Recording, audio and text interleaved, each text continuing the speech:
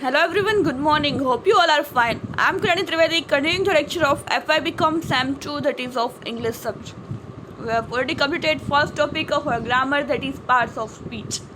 Now we are at the second topic of our grammar, that is paragraph writing. Paragraph writing is similar to essay writing. Like you have to give a brief description of any place, person, thing, situation or event. You will given name of any place, person, thing, situation or event. You have to describe or write about it on in a paragraph. એક પેરેગ્રાફમાં એના વિશે માહિતી લખવાની થશે.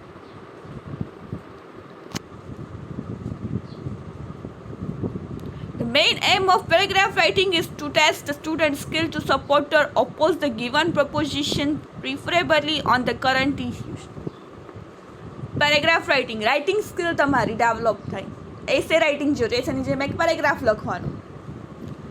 Main એમ શું છે કે તમારી રાઇટિંગ સ્કિલને ટેસ્ટ કરવાની. તમે કઈ રીતે કોઈ બી ટોપિકને ઓપોઝ કરો છો, એના ફેવરમાં લખો છો, અને કરંટ ઇશ્યુઝ કોઈ આપે તો એના વિશે તમારા મંતવ્યો શું છે, તમે કઈ રીતે એને રજૂ કરો છો એ જાણવાનું છે. Apart from this the other purpose is to test the comprehension of English language by the students. Apart from this આની સાથે સાથે પણ અધર પર્પઝ એટલે બીજો હેતુ કયો છે? To test the comprehension of English language by the student. તમે ઇંગ્લિશ લેંગ્વેજને માં તમારા મંતવ્યોને કઈ રીતે કોમ્પ્રિહેન્ડ કરી શકો છો, તમારા મંતવ્યોને કેટલી સારી રીતે એ ભાષામાં રજૂ કરી શકો છો. કેમ કે આપણી મધર ટંગ તો ઇંગ્લિશ નથી, ગુજરાતી છે, કોઈની સિંધી, કોઈની અલગ અલગ છે. તો આપણી લેંગ્વેજ ન છતાં ફોરેન લેંગ્વેજ ઇંગ્લિશ લેંગ્વેજમાં તમારું પ્રભુત્વ કેટલું છે, તમારી સ્કિલ કેટલી છે કે તમે એમાં તમારા મંતવ્યો સારી રીતે રજૂ કરી શકો. What is paragraph writing? તો પેરેગ્રાફ રાઇટિંગ કોને કહેવાય? The simple answer to this question is a sentence is one complete thought. A sentence is one complete thought, એક પૂર્ણ વિચાર એક્સપ્રેસ ઇન વર્ડ્સ, જે શબ્દોમાં એક્સપ્રેસ થયેલો હોય. Several sentences arranged in order dealing with one main theme of thought from a paragraph. કે શું કહે છે? એના બધા વાક્યોનો સમૂહ કે જે એક પછી એક લોજિકલી ઓર્ડરમાં અરેન્જ થયા હોય, અને એક થોટ કોઈ પણ એક ટોપિક વિશે, અને એ આખો પેરેગ્રાફ બનાવે છે. What are principles of paragraph construction? What are the principles of paragraph construction? Paragraph construction, paragraph લખવા કોઈ પણ ટોપિક, સિચ્યુએશન, પર્સન, વ્યક્તિ, વસ્તુ, સ્થળ, કંઈ પણ વિશે, સિચ્યુએશન વિશે, કરંટ ઇશ્યુઝ વિશે લખવા માટે તો એના પેરેગ્રાફ કન્સ્ટ્રક્ટ કરવાના પ્રિન્સિપલ્સ, હેતુ કયા છે, એમાં કઈ રીતે શું વસ્તુઓ, કઈ બાબતો ધ્યાનમાં રાખવાની છે. Generally A good paragraph must have the following elements. તારા પેરેગ્રાફમાં કયા એલિમેન્ટ્સ હોવા જોઈએ?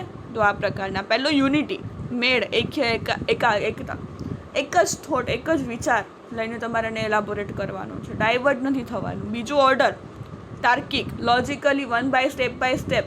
Trees are our men's best. For example સાદું એક્ઝામ્પલ એટલે trees are our men's best. તો ટ્રીઝ આપણને કે books are our best friend, never falling friend એવું આવે તો બુક્સ શું છે, બુક્સ કેટલી બધી ભાષામાં લખાય છે, બુક્સમાં અલગ અલગ ટોપિક્સ હોય છે, સબ્જેક્ટ્સ હોય છે, અલગ અલગ લેંગ્વેજીસમાં લખાય છે. તો એના વિશે લોજિકલી ઓર્ડરમાં તમે તર્કબદ્ધ, systematically, step by step, one by one તમે એની માહિતી, એના ફાયદા, એના ગેરફાયદા, એનાથી શું થાય, શું કામ આપણે બુક્સને વાંચવી જોઈએ, તો એના વિશેની બધી માહિતી લોજિકલ ઓર્ડરમાં લખવાની છે. એમ્ફેસિસ જે પાસાઓ પર ભારપૂર્વક લખવાનું છે, એને પણ મેઇન પોઈન્ટ્સ છે એ ભૂલાવા ન જોઈએ. અને વેરાયટી ઓફ થોટ્સ, એકને એક વસ્તુ નથી લેવાની. એ મેં કીધું ને કે પહેલાં બુક્સ શું છે, બુક્સના ફાયદા, કેટલી લેંગ્વેજીસમાં લખાય છે, કેટલા અલગ અલગ ટોપિક, સબ્જેક્ટ્સ ઉપર લખાય છે, એમાં લિટરેચર, આ તે ઘણું બધું કોને બુક્સ કહી શકાય, બુક્સમાં શું હોય છે, કેવી ઇન્ફોર્મેશન હોય છે, બુક્સ શું કામ વાંચવી જોઈએ, શું કરે છે. તો વેરાયટી ઓફ થોટ્સ, અલગ અલગ તમને જે થોટ્સ આવે ટોપિક પર એને તમારે લખવાના છે. યુનિટી હોવી જોઈએ, ઓર્ડર વાઇઝ લખવાનું છે, એમ્ફેસિસ જે મેઇન પોઈન્ટ છે ન ભૂલાવા જોઈએ, અને વેરાયટી ઓફ થોટ્સ લખવાના છે. તો એમાં અમારે ડિટેલમાં જોઈએ what is unity. A paragraph must have a unity in order words. It must not contain more than one main topic or one main theme. જે આપેલું છે મેઇન થીમ મેઇન ટોપિક એના વિશે જ લખવાનું છે, એમાં ડાયવર્ટ નથી થવાનું. એમાં યુનિટ હોવી જોઈએ કે એક જ ટોપિક વિશે, એમાં કંઈ બીજા ટોપિક્સ ઉમેરવાના નથી. All the sentence in the paragraph must elucidate this main idea or develop this one main theme or topic. જે થીમ, જે ટોપિક, જે સબ્જેક્ટ આપેલો છે એની જ વાત કરતાં આખો તમારો પેરેગ્રાફ, આખો એસે તમે જે કહી શકો છો ઇટ ઇઝ સિમિલર ટુ એસે જેવું જ છે.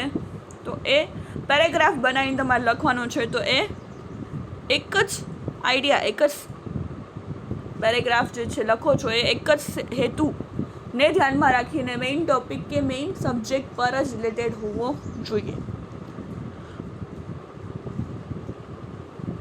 Second thing is order. Second principal of paragraph writing is order. The thoughts of paragraph must be arranged in a logical order. મેં કીધું ને, one by one, step by step. Trees are our best friend. The trees are man's best friend. Trees શું આપે છે? એમાંથી ફળ, ફૂલ, શાકભાજી, દવા બધું બને છે. એના વૃક્ષમાંથી આમ બને છે, આમ ફર્નિચર બનાવવામાં કામ આવે છે, આમ કામ આવે છે, આમ કામ આવે છે, ઓક્સિજન આપે છે, કાર્બન ડાયોક્સાઇડ લે છે, આ તે ફલાણું છે. એના પોઈન્ટ્સ છે લોજિકલ ઓર્ડરમાં તમે ગોઠવીને સ્ટેપ બાય સ્ટેપ લખવાના છે. Events must be related in order of happening. એક પછી એક એના વિશે માહિતી, ઇન્ફો, પહેલાં ઇન્ટ્રોડક્શન, દેન એડવાન્ટેજ, ડિસએડવાન્ટેજ, પછી એની માહિતી, મેઇન પોઈન્ટ્સ જે તમે લખો સ્ટેપ બાય સ્ટેપ લોજિકલ ઓર્ડરમાં, તાર્કિકબદ્ધ તમને પેરેગ્રાફ વાંચીને એમ થાય કે નહીં પરફેક્ટલી લખેલો છે એવી રીતનો હોવો જોઈએ. All sentence must be connected with main idea, main subject, main topic સાથે તમારા જે થોટ્સ છે કનેક્ટેડ હોવા જોઈએ. All should be arrange in order of their importance. જે મહત્ત્વ છે, મેં કીધું મહત્ત્વના પોઈન્ટ્સ છે એ પ્રમાણે one by one, step by step તમારે એને લોજિકલ, તાર્કિક રીતે લખવાનું છે. એમ્ફેસિસ, કોના પર ભાર આપવાનો છે? Third principle of paragraph writing is emphasis. Emphasis એટલે ભાર આપવો. Emphasis means the most important sentence in paragraph should occupy the most empathetic position. Main point છે ટોપિક વિશેનો, એમ્બિશન હોય કે પછી સેલફોન હોય કે પછી વિઝિટ ટુ અ લાઇબ્રેરી હોય, તો મેઇન પોઈન્ટ્સ જે એના કામના મહત્ત્વના છે એના ઉપર પહેલાં એની પોઝિશન એમ મિડલમાં રીતે એવી રીતે લખવું, એની ઇન્વર્ટેડ કોમા કરીને કે એ જે મુદ્દાઓ કામના છે, મહત્ત્વના છે એ ભૂલાવા ન જોઈએ. The most important sentence is usually the topic sentence, જે મેઇન સબ્જેક્ટ છે એના વિશેનો હોય છે. વેરાયટી, આ fourth principal of paragraph writing is variety. There should be variety in sentence construction. મેં કીધું ને એક ને એક વાત નહીં, variety of thoughts and variety of sentence construction. વાક્ય પણ અલગ અલગ પ્રકારના હોવા જોઈએ. એક ને એક જેવું તમે વાક્ય બીજા બે નાખીને દેર આર ફલાણું, દેર આર ઢીકણું, there are no, that shouldn't be there in your paragraph. Sentence pattern should be of different types. અલગ અલગ ટાઈપ્સની સેન્ટેન્સ પેટર્ન હોવી જોઈએ. નહીં કે એક જ જેવું તમે જે એક વાક્યમાં ગદમાં બેઠું એને પછી અલગ અલગ રીતે તમે બેસાડીને એને એ વાક્યને શબ્દો બદલીને મૂકી દો. So that shouldn't be there. Variety of thoughts, variety of sentence pattern, sentence construction should be there, must be there. હવે આપણે એક પહેલું એક્ઝામ્પલ જોઈએ છીએ. Simple and easy, my cellphone. જો સેલફોન વિશે લખવાનું થાય તો what you have to write. Nowadays, mobiles are far more than just a device meant to communicate. અત્યારે ખાલી કોમ્યુનિકેશનનું માધ્યમ નથી રહ્યું. એક મોબાઈલ અત્યારે એક મહત્ત્વનું, ઇમ્પોર્ટન્ટ અને બધા પાસે હોય એવું માધ્યમ બની ગયું છે. It is not wrong to say that mobiles are not only a part of our life but also a necessity in our daily life. Part of life નથી, ખાલી જીવનનો ભાગ નથી, પણ જરૂરિયાત છે. People from all ages on cellphone these days. બધા લોકોને, પહેલાં મોટા લોકો પાસે હોતો હોય તો નાના છોકરાઓથી માંડીને એડલ્ટ્સથી માંડીને ગઈઢાઓ સુધી બધા, ઇચ એન્ડ એવરી ઓલ એજના પીપલ સુધી બધા પાસે મોબાઈલ્સ હોય છે. I also own Microsoft Lumia phone. મારી પાસે પણ એક ફોન છે. I was gifted by my sister to me last month on my birthday. કે છે મારી પાસે પણ એક સેલફોન છે જે મને મારી સિસ્ટરે લાસ્ટ બર્થડેમાં ગિફ્ટ કર્યો હતો. It's nice phone with 5 screen with Gorilla Glass, turns off Windows 10 OS. એની ફોન 5 સ્ક્રીનનો છે અને 5 સ્ક્રીન છે, ગોરિલ્લા ગ્લાસ છે અને વિન્ડોઝ 10 છે. એમાં it has all three function and apps. એમાં બધા ફંક્શન્સ અને એપ્લિકેશન્સ છે. Its audio is super clear and loud. એમાં સરસ મજાનો અવાજ સંભળાય છે. The camera is also impressive. Camera પણ સરસ મજાના છે. It takes perfect photos. The most remarkable thing about my phone is there is no chance of having virus in it. It runs on one of the safest OS.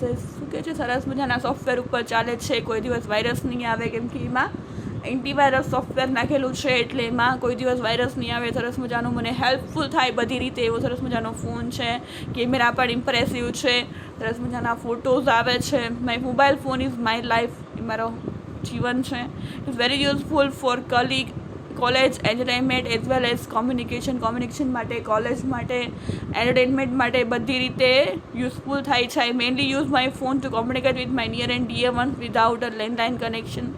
હું મારા